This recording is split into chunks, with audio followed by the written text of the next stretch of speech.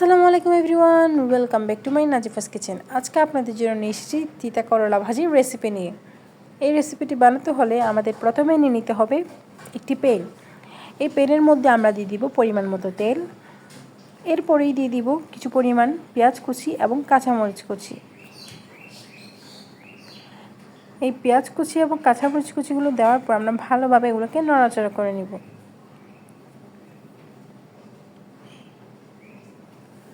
ভালোভাবে নাড়াচাড়া করার পর দেখতে পাচ্ছেন অনেকটা নরম হয়ে এসেছে পেঁয়াজগুলো অনেকটা নরম হয়ে আসলে আমরা এর মধ্যে দিয়ে দিব 1 চা চামচ হলুদ গুঁড়ো এবং স্বাদ মতো লবণ। এরপর দিয়ে দিব অল্প পরিমাণ পানি এবং সাথে থাকবে টমেটো কুচি। এবার ভালোভাবে নাড়াচাড়া করে নিব।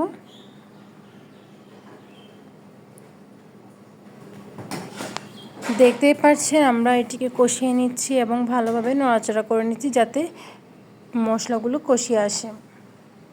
মশলা বলতে মশলা না, যা দেওয়া আছে আর কি উপকরণ। এরপর আমরা এই যে তিতা কাঁকরোল এবং সাথে কুচি করা আলুগুলো দিয়ে দিব। এরপর আমরা এগুলোকে ভালোভাবে নেড়ে নিব। অনেকেই তিতা কাঁকরোলের সাথে আলু খেতে পছন্দ করে না, হয়তো ওরা আলুটা স্কিপ করতে পারেন। আপনারা আলুটা স্কিপ করতে পারেন এবং আমার ভালো লাগে তা আমি এটা দিয়েছি। এখন আমি তিতা কাঁকরোল এবং আলুটি মিক্স আপ করে সুন্দর করে ভালোভাবে নাড়াচাড়া করে নিব।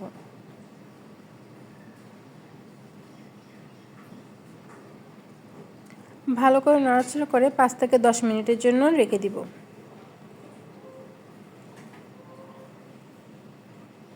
অল্প পরিমাণ পানিও দিয়ে দিব এবং ঢাকনা দিয়ে ঢেকে দিব।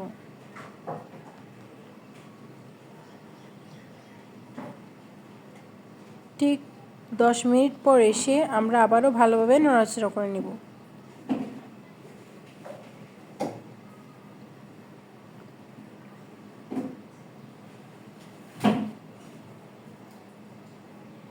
দেখতেই পাচ্ছেন অনেকটা হয়ে এসেছে।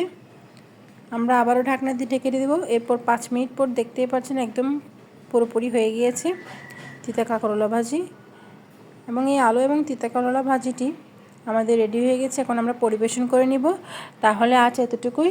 আল্লাহ হাফেজ, আসসালামু আলাইকুম।